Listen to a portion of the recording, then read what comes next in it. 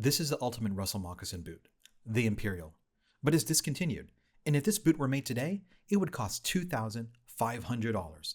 So in this boot breakdown video, we're going to find out why it's that expensive, how the Imperial became so important in Russell Moccasin's history, and why Japan has been key to keeping this brand alive. I was incredibly fortunate to find not just one, but two pairs of Imperials in essentially unused condition in Tokyo, Japan, and even more fortunate to bring them back home right before the tariffs hit in August of 2025. These are the pinnacle of Russell Moccasin craftsmanship. At first glance, you might think, it's just another boot. Maybe just another Russell Moccasin. But it's all in the stitching. See that hand-sewn line? Maybe it doesn't look like that much, right? But this stitch takes years to master, and you don't want to be practicing on imported French veal calf from Tanneries Haas, this same dense, naturally waterproof leather that Russell used on their earliest Imperials 100 years ago. Russell Moccasin is pure Americana. Founded in 1898 in Berlin, Wisconsin, they've always built boots with true moccasin construction, just like the Native Americans did for thousands of years, just scaled up into boots for hunters, outdoorsmen, and eventually collectors. So, if these boots are American, why did I have to go all the way to Japan to buy them? Why can't you just find Imperials here in the States? And why do they cost so much?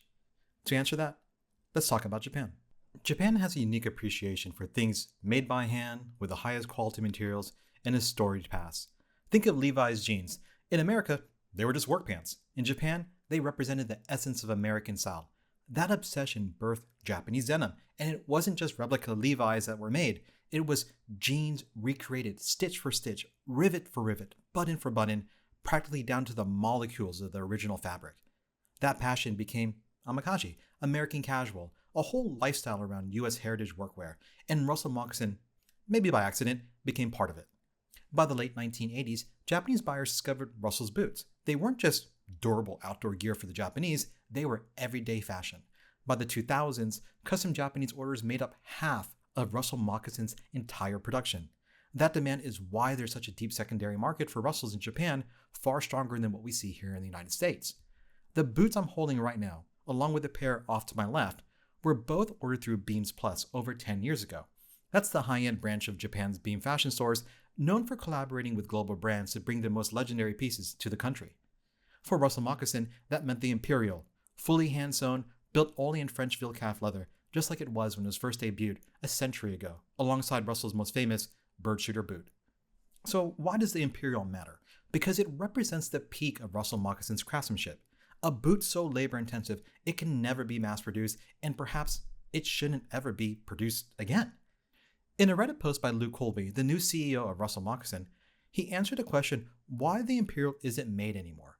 His response verbatim was, "Just sewing the 360-degree overlap hand seam on the Imperial or Cavalier takes a full day of one of our shoemakers, and that doesn't even include the other steps of the process.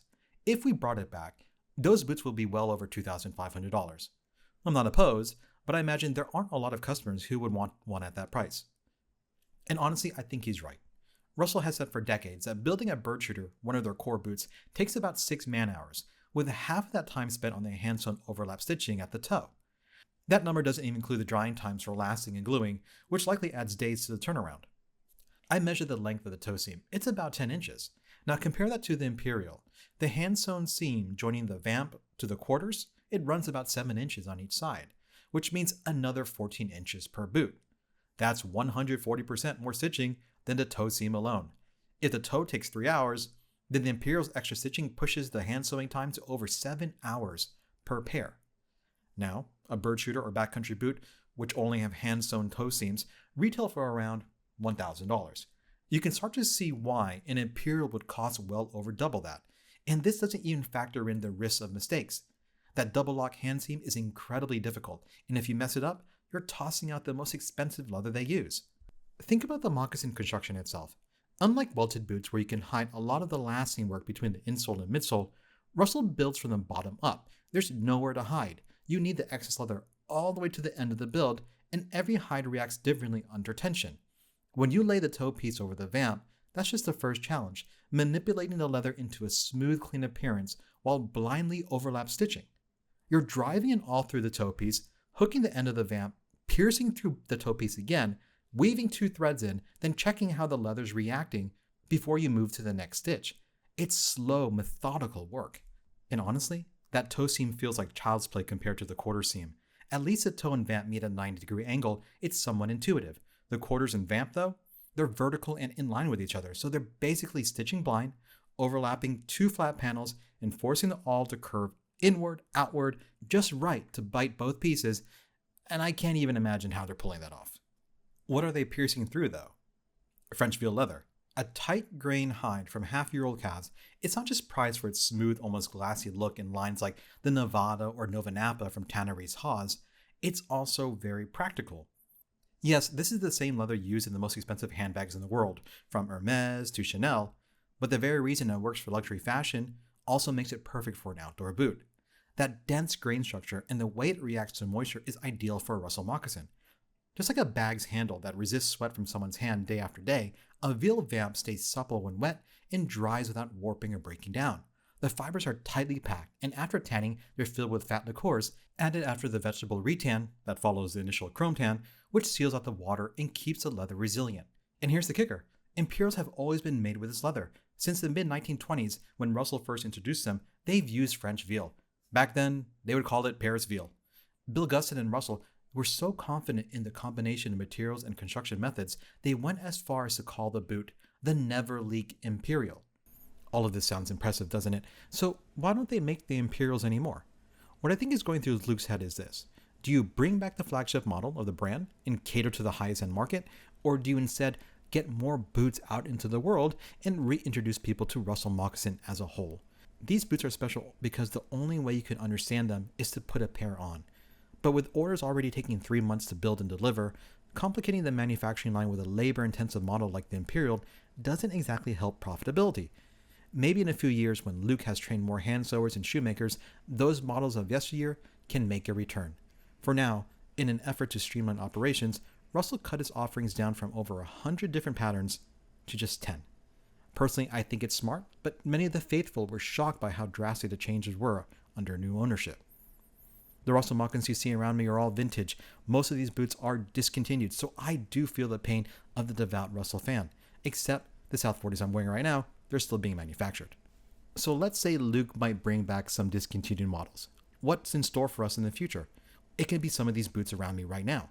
So the first one is this toe lace boot, a very purpose-built boot that, like the Imperials, is made from French veal leather. It excels in hilly terrain thanks to extended toe stiffeners, and they run past the ball of your foot. The very nature of the extended lacing locks down your midstep, and that midstep is protected by 3 layers of leather for extra confidence in rough ground. The strap and buckle add a custom fit, but it also showcases the wide array of options Russell used to offer on their made-to-order boots. The Art Carter Traveling Sportsman Chukka is another. It's also made from French veal, and it's an upgraded version of the Sportsman Chukka you can still buy today. The difference is the triple vamp construction, with a molded sole sandwiched between the vamp and the midsole, similar to the South 40. That extra layer of leather means more lateral stability and more resoleability. These and other chuckers were Russell's answer to the very time-consuming nature of putting on and lacing up a 9, 10, or even taller inch boot, especially considering many of the models didn't have quick lacing studs that you see on their boots nowadays.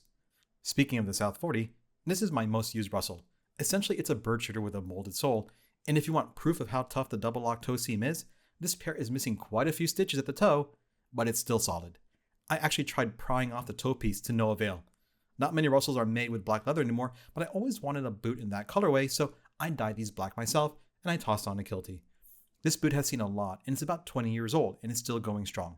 Truly a testament to the durability of these moccasin boots. They might be light, but they're tough. And talking about light, here are single vamp 6-inch bird shooters, a model that's sorely missed from the lineup today. These serve as the perfect recovery boot after breaking a typical heritage boot, for instance. Super lightweight, comfortable, and great for lounging around or a quick trip to the grocery store. If you can ever find a used pair of these old bird shooters, I highly recommend you pick them up. You might have seen in a previous video or two the double vamp bird shooter in tanned French veal. Vintage pairs like these sometimes had heel counters, but they weren't always standard. Unless you ordered the deluxe bird shooter, you specifically had to request counters back in the day, but the deluxe bird shooter didn't come in double vamp construction. One last thing I want to point out, because not many people talk about it, the eyelet placement. On many Russell models, the first 5 eyelets are clustered tightly over the midstep, and that's intentional. It locks your foot in place so it can't slide forward while letting your toes splay out naturally. This helps stability and ground feel, two things moccasin construction does better than almost anything else. And because you're not standing on a thick insole and cork filler, you can actually sense changes in the ground beneath your feet. It's an underrated feature of Russell's design, along with the Munchkin-shaped lasts boots have, which gives the forefoot room to expand. And that brings us back to these, the Imperials, the pinnacle of Russell Moccasin. A boot so labor intensive it would cost more than most people would ever dream of spending, and yet it stands as the purest expression of what Russell has been about. Uncompromising craftsmanship, rare materials, and a stitch that takes years to master. If they ever come back, it'll be because the company is ready to remind the world just how far a moccasin boot can really go.